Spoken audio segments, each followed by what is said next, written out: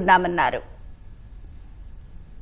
మంత్రి లోకేష్ బుధవారం తిరుపతి జిల్లాలో పర్యటించి శాప్ ఆధ్వర్యంలో నిర్మించిన పలు నూతన క్రీడా ప్రాంగణాలను ప్రారంభించారు. అనంతరం రాష్ట్రంలో క్రీడల అభివృద్ధికి చేపట్టాల్సిన చర్యలపై తిరుపతి స్పోర్ట్స్ స్టేడియంలో జాతీయ అంతర్జాతీయ స్థాయి క్రీడాకారులతో మంత్రి లోకేష్ ప్రత్యేకంగా సమావేశమయ్యారు. రాష్ట్రంలో క్రీడాభివృద్ధికి వరల్డ్ క్లాస్ బెస్ట్ మెకానిజం తీసుకువచ్చేలా 90 రోజుల యాక్షన్ ప్లాన్ రూపొందిస్తున్నట్లు మంత్రి లోకేష్ ప్రకటించారు. రాష్ట్రంలో బాలలకు ఫిట్నెస్ లేకపోవడం వల్లే క్రీడల్లో వెనకబడుతున్నారని, దీన్ని అధిగమించేందుకు వ్యవస్థీకృతంగా చర్యలు తీసుకుంటామన్నారు. ఇటీవల మెగా డిఎస్సీలో స్పోర్ట్స్ కోటా కింద ఉద్యోగాలు సాధించిన వారి సేవలను క్రీడారంగ అభివృద్ధికి వాడుకుంటామన్నారు. రాయలసీమను ఒక హబ్ గా తయారు చేయాలి. స్పోర్టింగ్ కల్చర్ ఉంది, ఇన్ఫ్రాస్ట్రక్చర్ కూడా ఉంది, కానీ లార్జర్ ఎకోసిస్టమ్ క్రియేట్ చేయాలి. ఇక్కడ గ్రాస్ రూట్ నుంచి మన స్పోర్టింగ్ కల్చర్ అనేది తీసుకురావాలి. లక్ష్యంగా మేము పెట్టుకుంటాం. మీరందరూ నాకు చెప్పాల్సింది ఏంటంటే, మీరు గైడ్ చేయాల్సింది ఏంటంటే, గ్రాస్ రూట్ ఎలా చేద్దాం. Badminton is different, cricket is different, track is different, weight lifting is different. Each sport goes through your own trajectory. How do we do it? The point is, as we go about this journey, so if I may propose that we take 90 days, starting from today, 90-day action plan. In 90 days, we'll all have multiple sittings and I'll create a framework. Manam Kuchini, we will draft based on what's happening around us in other states, across the world. Which are those countries that have done exceptionally well? What can we learn from them? So it's important that all of you in your sphere of influence, at least 200 each. How can we sort of bring them, identify that hidden talent? So school nunchi etta cheyali. Dan tarata, like badminton, probably we'll have to look at a constancy level. If courts or an issue, or at least as parliament as unit. So how do you build that culture? Summer academies, how do you build? So I will talk to Reliance,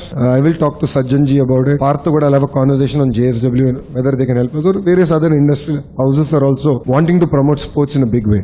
So I'll definitely reach out to them. క్రీడాభివృద్ధికి క్రీడాకారులు లోకేష్ కు పలు సూచనలు చేశారు. ఒకటేసారి if they want to go and join any sport, వాళ్ళకు కూడా కొత్తగా ఉంటుంది. యాజ్ పేరెంట్స్ ఐ థింక్ వాళ్ళకు కూడా అనిపించచ్చు, అరే ఇది మనం కరెక్టే చేస్తున్నామా, మన పిల్లలు ఎంతవరకు ఆడగలుగుతారు అన్నది వాళ్ళకి అర్థం కాదు as parents. So school level నుంచి స్టార్ట్ చేస్తే as parents they also understand, okay it is part of the school. ఒక ఫిజికల్ ఎడ్యుకేషన్ అంటే okay at least 1 period or 2 periods of sports, any kind of sports if it is there. As parent they also feel that okay my kid also is doing or is interested in one sport అని వాళ్ళకి అనిపిస్తుంది. ఇంకా చాలా academies ఇలా రావాలి అని నేను అనుకుంటున్నాను. If SAP can take over the చిన్న stadiums, that way kids కూడా అక్కడే ఉంటారు, and that way we are also giving a lot of employment to previous players.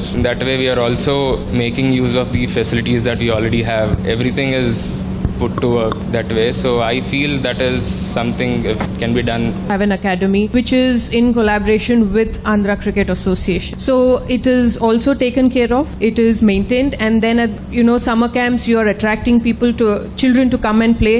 In that process maybe few girls find a coach might find them talented, raw but talented. Scouting కూడా మొత్తం road map చేసాము, pan India చేసాము మేము, only Delhi కాదు. Wrestling, ఆ తర్వాత boxing అది వచ్చేసి మేము హర్యానాలో చేసాము. అథ్లెటిక్స్ వచ్చేసి థ్రోయింగ్ ఈవెంట్స్ అన్ని మేము పంజాబ్ లో చేసాము. ఆ తర్వాత అథ్లెటిక్స్ అవి వచ్చేసి మేము కర్ణాటక అండ్ తమిళనాడు అండ్ కేరళ కి ఒకే స్పాట్ లో పెట్టామన్నమాట. ఈ విధంగా నేను ఎందుకు ప్లాన్ చేశానంటే, ఏ స్టేట్ లో ఏ టాలెంట్ ఎక్కువగా ఉంటే అక్కడికి వెళ్ళి ఆ క్యాంప్ పెడితే అక్కడ నుంచి మనకి మంచి టాలెంట్ పిల్లలు వస్తారని. అందరి సలహాలు సూచనలు తీసుకున్న లోకేష్ వాటిని నిర్దిష్ట సమయంలో అమలు చేస్తామని హామీ ఇచ్చారు.